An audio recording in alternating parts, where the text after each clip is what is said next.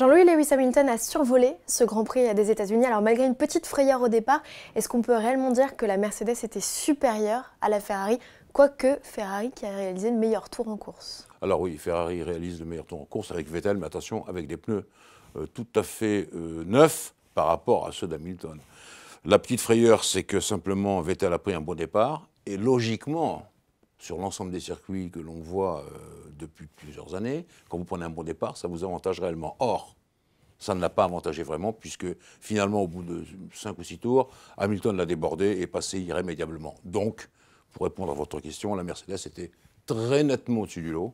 Et je pense que le titre de champion du monde des constructeurs a quand même couronné, je veux dire, une voiture et une équipe vraiment sensationnelle. Je pense que la W08 actuelle a été, et de loin a été, elle est la plus belle des Mercedes qui ait jamais été faite et la meilleure des Formule 1. On peut dire ça. On peut dire également que Hamilton a beaucoup brillé par rapport à Bottas, qui accuse vraiment le poids des difficultés en fin de saison. Vous parlez de titre mondial, vous parlez d'Hamilton. Est-ce que vous pensez qu'au Mexique, le Britannique pourrait être titré?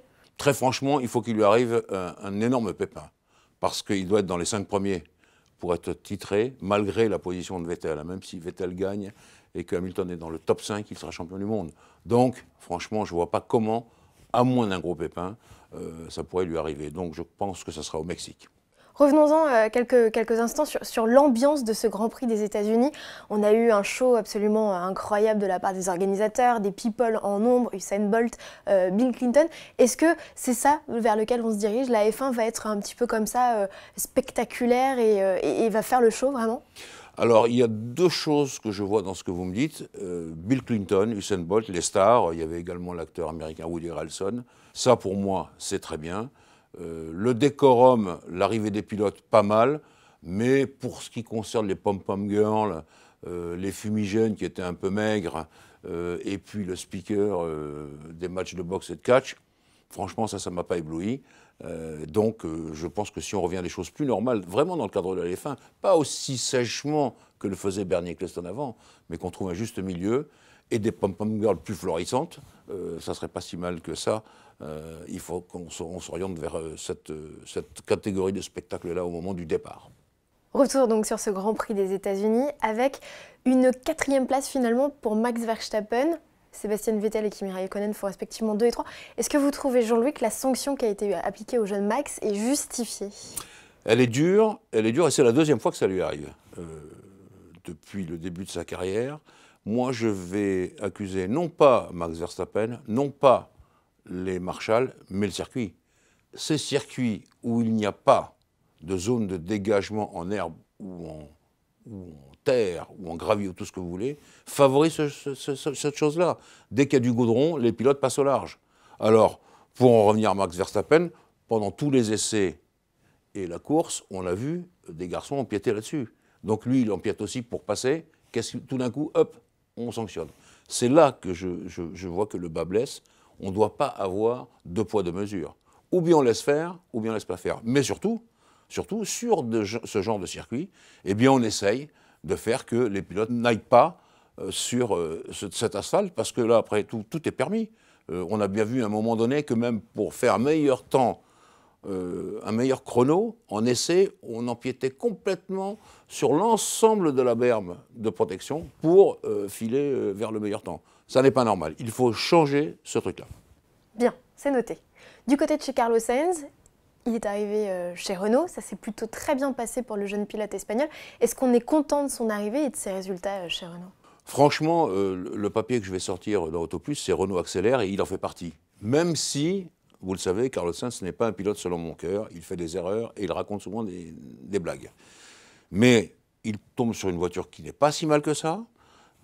Il se débrouille à être loin des embrouilles du premier tour, pour une fois, pour une rare fois.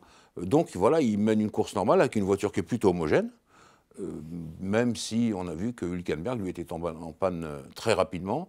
Donc c'est bien pour Carlos Sainz. Il faut qu'il continue dans cette voie-là. Peut-être la question que je pose, c'est est-ce que Renault va le modérer, va lui donner les chances d'évoluer? Si c'est comme ça, c'est bien.